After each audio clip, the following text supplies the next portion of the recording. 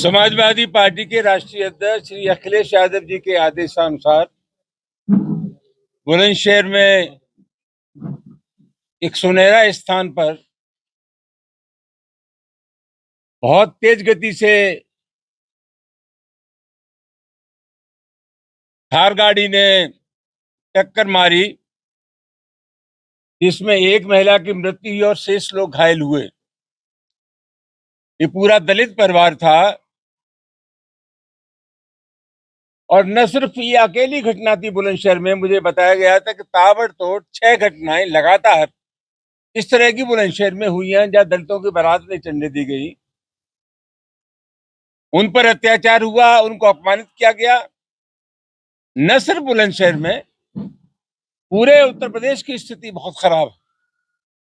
जगह जगह दलित लोगों को निशाना बनाया जा रहा है, उनकी नाबालिग बच्चियों के साथ बलात्कार किया जा रहा है, उनकी बारातें चढ़ने दी जा रही हैं, अंबेडकर की प्रतिमाओं को तोड़ा जा रहा है। ये हकीकत जानने के लिए हम लोग वहां जा रहे थे बुलंदशहर। हमें गवाना टोल पे ही रोक लिया गया, भारी लाभ लश्कर, भारी पुलिस, और हमारे आग्रह करने के बावजूद भी जवरिया पुलिस ने हमें वहां नहीं जाने दिया। गवाना टोल से अलीगढ़ की तरफ 500 मीटर की दूरी पर तथाकथित करणी सेना के लोग वहां घात लगाए बैठे थे। हमारे और हमारे साथी जो गाड़ियों में थे, उन पर ईंट पत्थर फेंके गए, टायरों से हमला किया गया, कई गाड़ियां क्षतिग्रस्त हुई। और अब मैं आज आश्वस्त हूं कि हमारे ऊपर यह जानलेवा हमला था। और ऐसा मुझे लगता है कि सरकार जानबूझ करके मेरी हत्या कराना चाहती है। 3 दिन पहले से जब ये तय था कि हमें बुलंदशहर जाना है, प्रशासन को पता था, खुफिया तंत्र को पता था, पूरे जनपद को पता था, हाथरस और अलीगढ़ को भी जानकारी थी। इसके बाद भी हमला एक सुनियोजित षड्यंत्र के तहत हमारे ऊपर किया गया। उत्तर प्रदेश की जिस प्रकार की कानून व्यवस्था की स्थिति है और जिस तरह के तत्वों को शय मिल रही है, संरक्षण मिल रहा है, उससे सही अनुमान लगाया जा सकता है कि स्थिति क्या है। हम लोग जानते हैं कि 12 अप्रैल के बाद जब तलवार लहराई गई, असले लहराए गए और प्रशासन ने उनके खिलाफ कोई कार्रवाई नहीं हुई, तो अवांछनीय तत्वों के हौसले बुलंद हुए, एक वर्ग विशेष के हौसले बुलंद हुए। कोई कार्रवाई नहीं की गई। प्रशासन ने जिन शर्तों के साथ अनुमति दी थी सभा करने की, उन शर्तों को तोड़ा गया।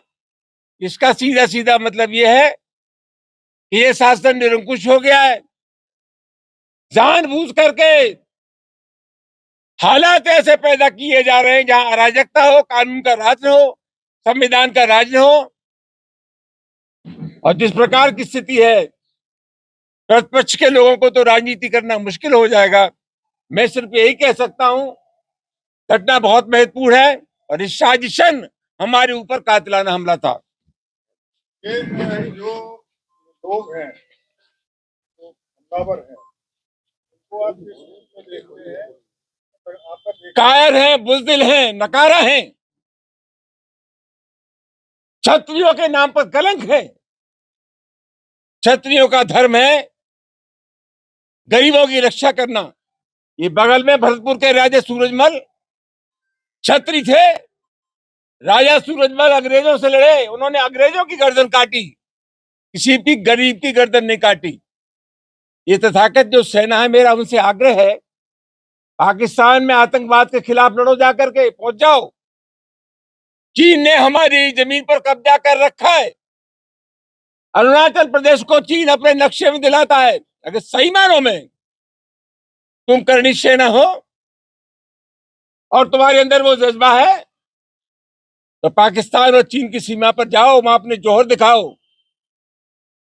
यही तुम्हारा धर्म है, बंदा ये माना जाएगा। तुमसे बड़ा नकारा दुनिया में कोई नहीं। ये जो दलितों पे अत्याचार हो रहा है, आपका आरोप है कि सरकार में अत्याचार जो बढ़ा है, इसके पीछे क्या कारण मानते सरकार की मानसिकता। मैं 50 वर्षों से ज्यादा राजनीति में हूं। मैं दावे के साथ कह सकता हूं कि सरकार में बैठे लोगों का जो आचरण होता है, समाज की शक्तियों का संचालन उसी दृष्टि से होता है। बाबा के लोग अंधे हो गए और उसी की वजह से दलितों पर निरंतर अत्याचार हो रहा है।